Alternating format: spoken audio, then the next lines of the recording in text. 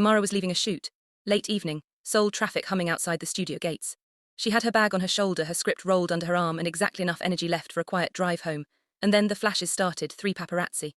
Maybe 4, cameras up, voices calling her name, the particular aggressive energy of people who treat a woman's face like something they're owed. She handled it the way she always did. Head down, keep moving, don't engage. But before she could get to her car, he appeared, Ryu Jinho, her boyfriend of 6 months, a tall man with tattoo around his neck and white hair standing between her and the cameras like a wall that had learned to wear a suit. He got her into the car, closed the door, told the driver to move, and then he exploded at her. Why were you out there alone? His voice filled the car. Why didn't you call me? Why is your security not with you? Do you understand what could have happened? She sat very still. Jinho, no, he held up a hand. Do not tell me I'm overreacting. She didn't say anything. She watched his jaw work. Watched him breathe through the anger like a man trying to put a fire out with his hands, and then when they got to the penthouse they sat down and he explained himself calmly, carefully, with the particular precision of a man who had clearly rehearsed the logic in his head before speaking it out loud. You have to understand what I am, he said. The people in my world, my enemies, they don't fight fair, they don't come for me directly, they go for the people around me. They use leverage, they use the people I care about. He leaned forward. Being photographed, being followed, being public, it puts a target on you. Not because of anything you did, because of everything I am. These people would use you to get to me, and I cannot allow that. She listened. She nodded. And she believed him, because here is the thing, it sounded true.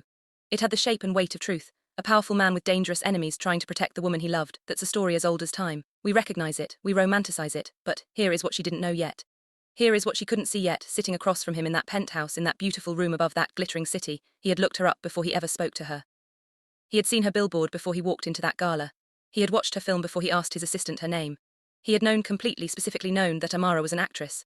A working, successful, publicly visible actress whose face appeared on screens and posters and magazine spreads. He knew, and he walked across that room anyway. He asked her to dinner anyway. He pursued her deliberately, methodically anyway, so the paparazzi weren't the revelation. His world wasn't the revelation. The real question, the one she would spend the next year trying to answer, was this. When did he decide that the woman he chose was a woman he needed to change? Was it always the plan? Was it something that grew?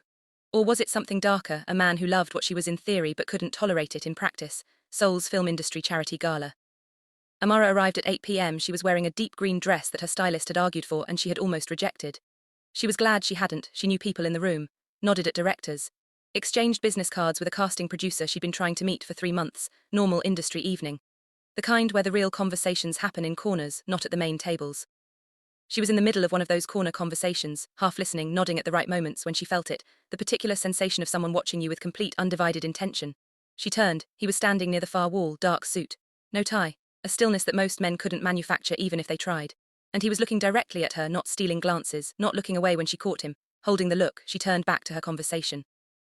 Who is that? She said quietly to the woman beside her, a pause that lasted 1 second too long. Ryu Jinho, the woman said. Amara filed the name. She knew enough. 20 minutes later he was standing in front of her. Been watching your work, he said. No introduction, no preamble. The rain scene in Before Daybreak. Most actresses would have performed that for the audience. You performed it for the character. She looked at him. That's exactly what I was trying to do, she said. He smiled. I know. They talked for 2 hours. He was nothing like what she expected. Precise, yes, but not cold. Controlled, yes, but with a warmth underneath that surfaced in specific moments. He asked questions that proved he had actually processed her last answer.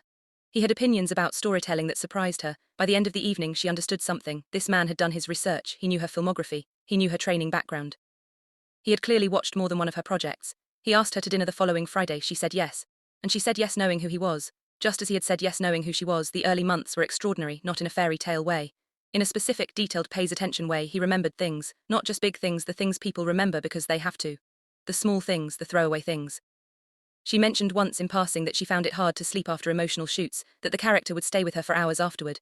The next week he installed a reading corner in the penthouse, books, a specific lamp, a particular kind of quiet. For the nights when you need to land, he said. She had stood in front of that corner for a long time. He took her to private restaurants where nobody photographed anyone. He introduced her to his trusted people with clear pride.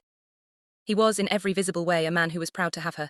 She started spending more time at the penthouse than most of her time. Then, without a formal conversation, she was simply there, woven into his space. His morning routines, his silences which she had learned to read. This one is focused, this one is tired, this one needs music. She loved him, actually loved him. With the full weight, non-negotiable, this person is in my bones kind of love that doesn't arrive cheaply. And she believed, she genuinely, completely believed that he loved her the same way. She was right about that actually, that's what makes the rest of this so hard. He did love her, he just loved a version of her. The version that existed in his penthouse, the version that belonged primarily to him, the version without the cameras, without the sets. Without the public gaze that to him felt like everyone else getting a piece of what was his. It was a late-night shoot. Standard. She had texted him, he knew she was working. She got back to the penthouse at 11:40 p.m. He was standing in the living room. Suit still on, the city behind him. He turned.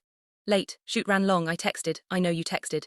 Something in his voice made her set her bag down slowly. Are you okay? Who drove you? She blinked. The production driver. Standard. Who was he? She stared at him.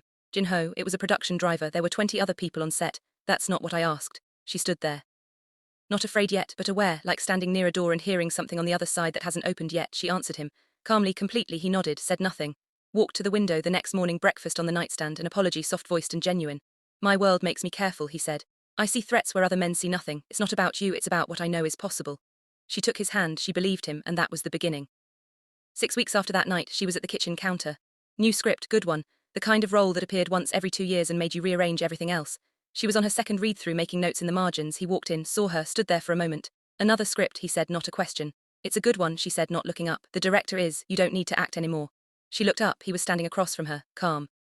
In the particular way that very controlled men are calm, not because nothing is happening inside but because they've decided to govern it. She laughed, because she thought he was joking. That's my career, Jin-ho. He walked to the counter, set his cup down. Have more money than that industry will pay you in 10 lifetimes, he said. You don't need the schedule, you don't need the exposure, you don't need, I love it. I know, then, that's not the point. She put the script down. Then what is the point? He looked at her for a long moment, and then he said it, simply, like it was the most reasonable thing in the world. It's something I can replace. Kitchen was very quiet. She looked at the man who had crossed a room for her, who had memorized her filmography, who had watched her rain scene and understood exactly what she was doing.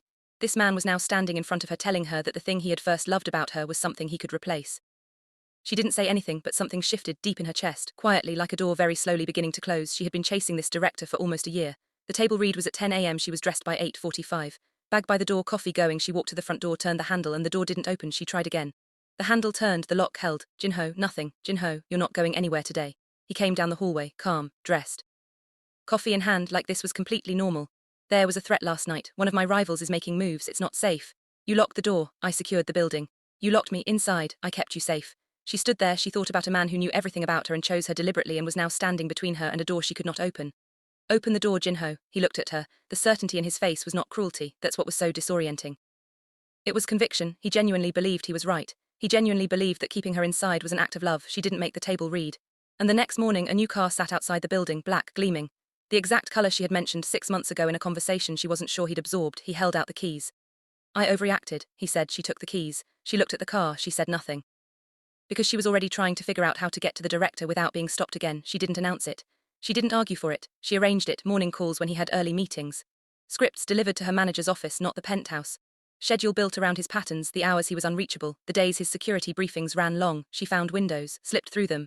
Did the work she had spent 7 years building toward. And on set, standing under the lights, delivering lines that mattered, surrounded by people who valued what she brought to a scene, she felt like herself, the unedited version, not the penthouse version. Not the managed, careful, safe version that had slowly become her default, but every time she drove back to the tower she tucked that version away. Because she had learned by now what it cost to let him see it fully. The shoot wrapped early on a Tuesday, clean final take. Director called it at 4 p.m. Amara practically floated to her car. She sat there for a moment. The script on the passenger seat. Physical evidence of a life she was conducting in secret. She reached for it, then stopped, and pushed it into the glove compartment. She doesn't know even now exactly why. Instinct, maybe. The animal awareness that develops quietly and without announcement in people who have learned to manage someone else's moods. She closed the glove compartment. Drove back to the tower. He was in the living room. Back early. Shoot wrapped fast. He looked at her. Then he smiled, a real one, the kind she hadn't seen in weeks. Come outside. Under the amber glow of the building's private entrance, a car new, gleaming, precisely the color she had described once offhandedly in a conversation she hadn't thought he was paying full attention to. For you, an apology. She looked at the car. And something in her, the part that still loved him, that had always loved him, cracked open in the specific, painful way of someone who wants to believe the turn has finally come. Thank you, she said softly. He stepped close, tucked her hair back, looked at her the way he had in the beginning, like she was something rare. I just want you to know you're taken care of. She nodded, and then, still warm from the good day, still half hopping, she said it. Baby, can you grab my phone from my old car? He walked to her old car, opened the door, reached across the seat, the console, the floor, then stopped, the glove compartment. He opened it and he stood up very slowly, turned around, the script in his hand, her name on the call sheet, the production company, the title, all of it. She was still standing by the building entrance. Still holding the warmth of the last 10 minutes. She saw his face and she understood. He walked back. Set the script on the hood of the new car, the car he had just given her, the apology car. He looked at her. You lied. I didn't lie, I didn't tell you, but I didn't. Stop. He was controlled, completely, precisely controlled, which was always the version of him that frightened her most, because it meant the feeling was deeper, not shallower. I told you my world, he said. I explained the danger.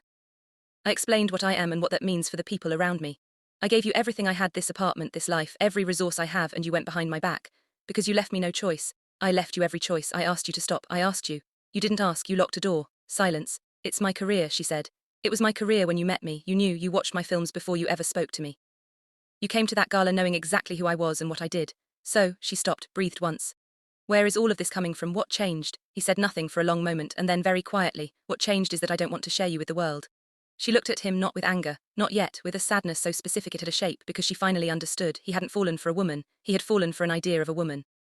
Someone rare and extraordinary, but rare and extraordinary privately. His and his alone. The actress on screen was what made him cross the room, but the actress on screen was also exactly what he wanted to extinguish. He wanted the diamond, he just didn't want the diamond to have any light of its own. You want the world to see you, he said. His voice had gone cold. Final. He picked up the script from the hood of the car, set it in her hands. Fine, don't come back to me. And he walked inside. The door closed. She stood outside with the script in her hands, the new car gleaming beside her, Seoul blinking below. She waited for the tears. They didn't come. She walked to her old car, got in, drove away. 4 months later, his name was Kofi. Script workshop. Low-key. The kind of creative space she'd been avoiding because small and low-key had for a while felt like defeat, but she was rebuilding. And Kofi was easy. He laughed like a man with nothing to protect. He talked about stories the way she used to talk about stories, with a full, unguarded love for the craft. He was a writer, an aspiring actor, warm in the way that people are warm when they've never been hardened. The rain's seen him before daybreak, he said, first conversation. Most actresses play that for the audience. You played it for the character. She went completely still. That's exactly what I was trying to do, she said. He grinned. I know, she exhaled. For the first time in months, just exhaled, and it was good, softer than Jin-Ho's world. No electricity of danger, no penthouse, no car as apology, just Sunday mornings, long conversations, the ease of someone who never once suggested she be smaller. She let herself be happy. She told herself she had simply chosen wrong the first time. That the problem had been Jin-Ho specifically, his world, his wounds, not a pattern, not her. When Kofi mentioned he had always wanted serious acting training, she didn't hesitate. Me help, she said. She paid for the class. Happily, because that is what you do for someone you believe in. Kofi was good, better than either of them expected. The class became an audition, the audition became a role, the role got attention, and Kofi changed, not dramatically, not overnight, slowly. The laugh quieted slightly. The questions shortened. He became a man with somewhere to be, and the warmth that had once been his default became something he rationed. One evening she asked about a scheduling decision he'd made without telling her. Mild, just asking. He looked up from his phone. Why are you always questioning me? She blinked. The room went quiet. This felt familiar, not the same shape, not the same intensity, but the route. She recognized the route. She had turned down a role because Kofi said, I can let you do that role if I am not the lead male actor. You cannot be kissing another guy. Trust your instincts, he had said. 3 months later, she found out he had taken a version of that same role, different project, same type of scene, same director. She asked him about it. He shrugged. It's different when it's me. How is it different? I'm building a career, Amara. She stared at him, building a career. As though she hadn't been building hers for 7 years before he ever walked into an audition room, as though the career she had built wasn't the very thing that had opened those doors for him. But that wasn't the worst part. The worst part arrived later. Quieter, brands started going cold, campaign inquiries that used to respond within a week went silent. Opportunities that fit her profile precisely began going to other people. She thought it was the industry. She thought it was timing. Then her manager called. Amara, I need you to listen carefully. Kofi had been making calls, not lying, not dramatically sabotaging, just positioning, suggesting to her contacts, her brand partners, the network she had spent years building, that Amara was difficult. That she was hard to work with. That Kofi, flexible, easygoing, grateful Kofi, was the better investment. He had been building himself using the architecture of her. Using the industry relationships she had introduced him to.